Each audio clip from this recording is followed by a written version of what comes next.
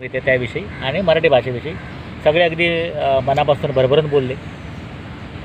पुढच्या पिढीला जर तुम्हाला अगदी असं काहीतरी त्यांचा इंटरेस्ट जागवायचा असेल ना, तर त्यांना महाराष्ट्राची थोरवी कळली पाहिजे. आणि महाराष्ट्र हा ह्या 50, 60, 100, 300, 500 वर्षात घडलेलं नाही आहे. महाराष्ट्राची जडणघडण जर बघितलं ना, तर जेव्हा ज्वालामुखीचा उद्रेक होत जेव्हा सह्याद्री पर्वताची जेव्हा निर्मिती झाली तिथून सुरुवात केली पाहिजे. तेवढं मागे मी जाणार नाही.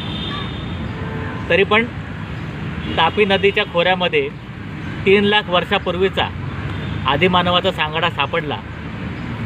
तेव्हा महाराष्ट्र होता, महाराष्ट्रामध्ये लोक राहत होती. 3 लाख वर्षाच्या गोष्टी करतोय मी. आणि कदाचित काहींचा त्यावर विश्वास बसणार नाही. मग आपण थोडंसं पुढे सरकूया. ऋग्वेदाच्या काळात म्हणजे अश्मयुगानंतर लोहयुगाच्या वेळेला ऋग्वेदामध्ये अपरांतक असा उच्चार आहे महाराष्ट्राचा. अपरांतक म्हणजे पश्चिमेकडचा देश, भारतामधला पश्चिमेकडचा देश. अपरांतक असा ऋग्वेदकालीन उल्लेख आहे, तो हा महाराष्ट्र. त्याच्यानंतर जर आपण आलो तर परशुरामाच्या काळामध्ये म्हणजे साधारणतः 9000 वर्षापूर्वीचा हा इतिहास सांगतो मी. परशुरामांनी पूर्ण ही धरती निक्षत्रिय केली 21 वेळा आणि मग ती एका ब्राह्मणाला दान करून स्वतःचं एक वेगळं राज्य निर्माण केलं, ते कोकण राज्य. आणि मग ते महेंद्र पर्वतावरती तपस्या करता निघून गेले. तो हा कोकण पट्टा म्हणजे अगदी तुमच्या सुरत पालघरपासून पूर्ण कोचीनपर्यंतचा हा जो पट्टा आहे ना, ही परशुरामाची निर्मिती, हा महाराष्ट्र. आणि ते जे महेंद्र पर्वतावरती गेले ना, तो आजचा महेंद्रगिरी. तुम्ही आज जर चिपळूणला परशुराम लोटेजवळ गेलात तर तिथला तो 1000 फूट उंचीचा जो एक छोटासा पर्वत आहे ज्याच्यावरती परशुराम लोटेचं मंदिर आहे, त्याला महेंद्रगिरी पर्वतच म्हणतात. सुंदर आहे ना, त्याला महेंद्रगिरी पर्वत म्हणतात. तो हा महाराष्ट्र. त्याच्यानंतर रामायण काळीन जेव्हा त्यांचं खरं कर्तृत्व दाखवण्याकरता 14 वर्ष वनवासात गेले, तेव्हा ते दंडकारण्यात आले. ते दंडकारण्य आपलं नाशिक म्हणजे पंचवटी, जिथे आजही आपण रामाची पूजा करतो. पंचवटीमध्ये आपण जातो तीर्थक्षेत्र म्हणून. तिथेच सीतेचं अपहरण झालं होतं. मारीच राक्षस म्हणा, शूर्पणखा म्हणा, रावणाने येथे येऊन जटायूशी युद्ध केलं. या सगळ्या घटना सगळ्या महाराष्ट्रातल्या. म्हणजे त्यावेळेचा तो महाराष्ट्र दंडकारण्य. महाभारतामध्ये जर आपण बघितलं तर महाराष्ट्रामध्ये कुंतल, विदर्भ अशा राज्यांची नावं सापडतात. ही सगळी महाराष्ट्रातली. जेव्हा युधिष्ठिराने त्याच्या ज्या युद्धामध्ये जेव्हा पराभव झाला युधिष्ठिराचा, तेव्हा त्याला सांगण्यात आलं होतं, ती एक कहाणी आहे, ते कथानक आहे. नळ दमयंती, नळ राजा आणि दमयंती. दमयंती ही विदर्भ राजाची कन्या. विदर्भ राज्य कुठे आहे? महाराष्ट्रात. नळदुर्ग किल्ला, हा नळाचा किल्ला, हा कुठे आहे? नळदुर्ग, उस्मानाबाद. म्हणजे तो आपला महाराष्ट्र. म्हणजे महाराष्ट्राची थोरवी कधीपासून आहे ती बघा. मग तुमच्या लक्षात येईल. ही जर जोपर्यंत तुम्ही आपल्या तरुण पिढीला सांगत नाही ना, तोपर्यंत त्यांना महाराष्ट्र कळणार नाही. महाभारतानंतर आत्ताचा जो इतिहास आहे, जो लिखित इतिहास आपण ज्याला म्हणतो, म्हणजे मध्ययुगीन इतिहास, मौर्यकालीन सम्राट अशोकाच्या काळामध्ये उज्जैनच्या आसपासचा जो परिसर आहे ना, त्याला राष्ट्र असं नाव आहे, महाराष्ट्र. पहिल्यांदा आपल्या महाराष्ट्राला राष्ट्र असं संबोधित जर केलं असेल तर अशोकाच्या काळामध्ये. म्हणजे हे बुद्ध काळ, म्हणजे बौद्ध धर्माचा प्रसार जेव्हा होत होता त्यावेळेच्या गोष्टी सांगतोय. बुद्धकालीन जे त्यांचे अनुयायी होते महायान पंथाचे, त्यांच्या ग्रंथामध्ये हा उल्लेख आहे राष्ट्र म्हणून. आणि तो उज्जैन नगरीच्या खालचा प्रदेश, नर्मदाच्या तीराच्या खालचा प्रदेश जो आहे तो महाराष्ट्र. म्हणजे त्यावेळी आपल्या राज्याला राष्ट्र असं होतं. आणि मला सांगायला अगदी म्हणजे खूप आनंद आणि अभिमान वाटतो की तुम्ही भारतातल्या सगळ्या राज्यांची नावं जरा तपासून पहा. केवळ एकमेव आमचं राज्य असं आहे ज्याला राष्ट्र म्हटलं जातं. केवळ आमचं राज्य असं आहे ज्याला राष्ट्र म्हटलं जातं. त्याच्यामध्ये देशभावना आहे, देशभक्ती आहे, राष्ट्रीयत्व आहे. बाकी कुठल्याही राज्याच्या नावामध्ये राष्ट्र हा शब्द नाही आहे. आणि तेव्हापासून महाराष्ट्राने आपल्या भारतवर्षावरती राज्य केलेलं आहे.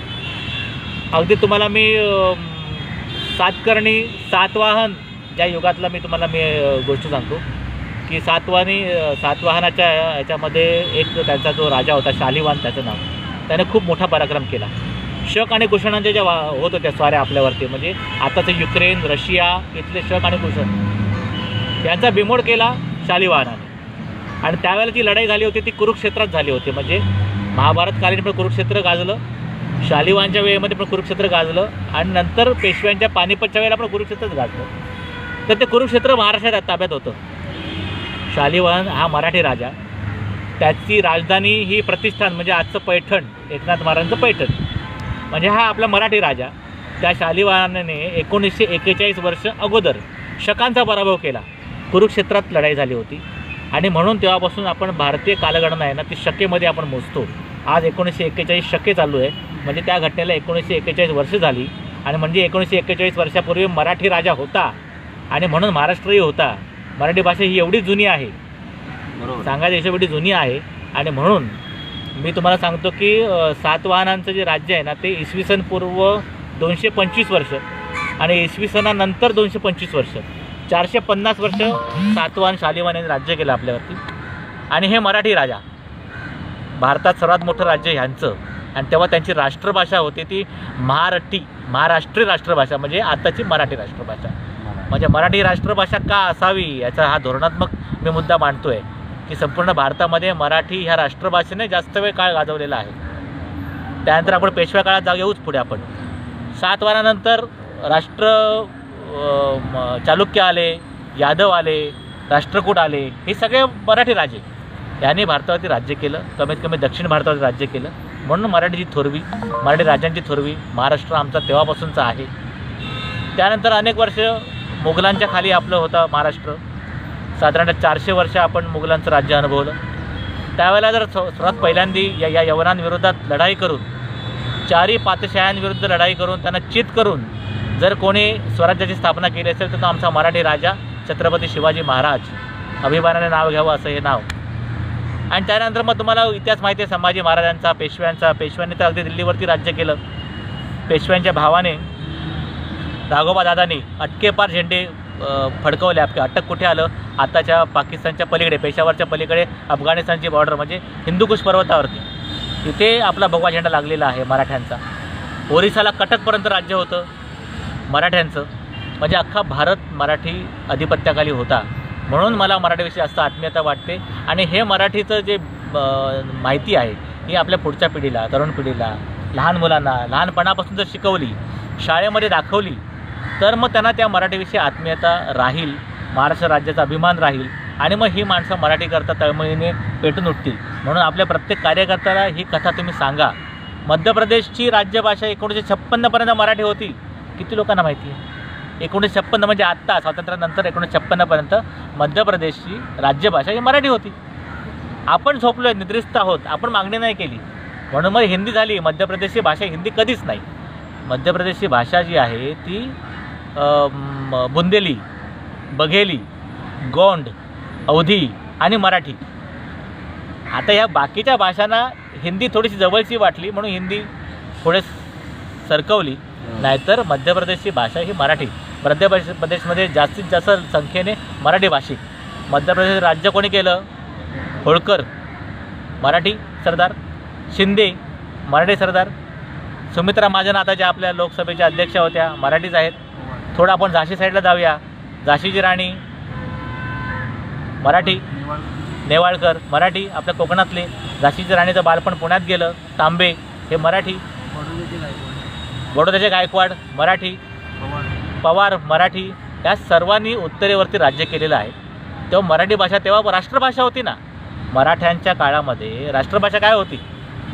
हिंदी होती. हिंदीची तेव्हा उत्पत्ती पण झाली नव्हती. हिंदी हा शब्दच नव्हता हो. हिंदी भाषा हा शब्दच नव्हता.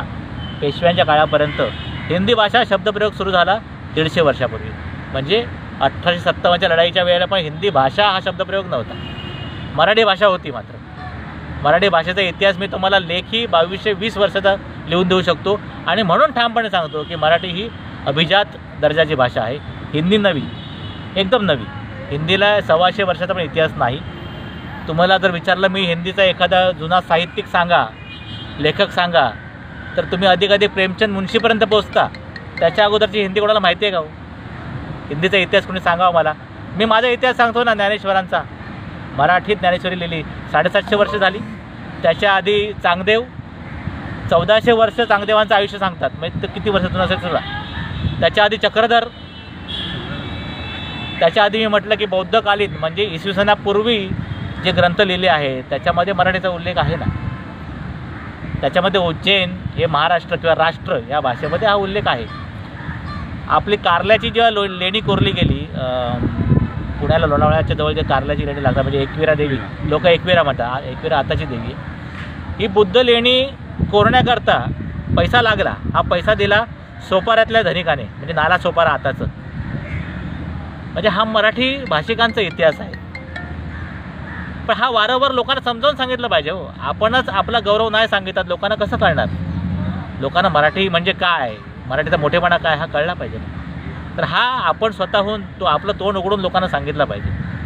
सरकार शिकवणार नाही, पाठ्यपुस्तकात दिसणार नाही, इतिहासात सापडेल, बकरीत सापडेल, पुस्तकात सापडेल, कोकणाख्यानात सापडेल, ऋग्वेदात सापडलेला आहे. पण हा आपण लोकांना सांगितला पाहिजे, तर लोक ह्याचा अभ्यास करतील आणि मग ती आपली ही जी शान आहे ना ही दिसेल लोकांना, आणि तर लोक थोडीशी वचकतील आपल्याला. शेवटची जर मी सांगितलं ना, राष्ट्रभाषा, आज राष्ट्रभाषा नाही भारताला, भारतीय संघराज्याला राष्ट्रभाषा नाही, 22 राज्यभाषा आहे. पण शेवटची राष्ट्रभाषा कधीतरी असेल ना भारताला, ती कुठली होती? ब्रिटिशांनी कधी राष्ट्रभाषा लावलीच नाही, कारण इंग्रजी राष्ट्रभाषा होऊ शकत नाही. बरोबर. मग त्याच्या आधी कोणाचं राज्य होतं? मराठ्यांचं राज्य होतं ना, अगदी अटकेपासून कटकेपर्यंत.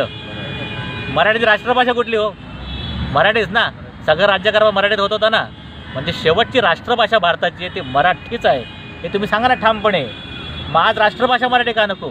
आपण राज्यभाषा म्हणून लढतोय, झगडतोय, मराठीला तुम्ही मान द्या. मी तर म्हणतो राष्ट्रभाषा मराठी करा. धन्यवाद.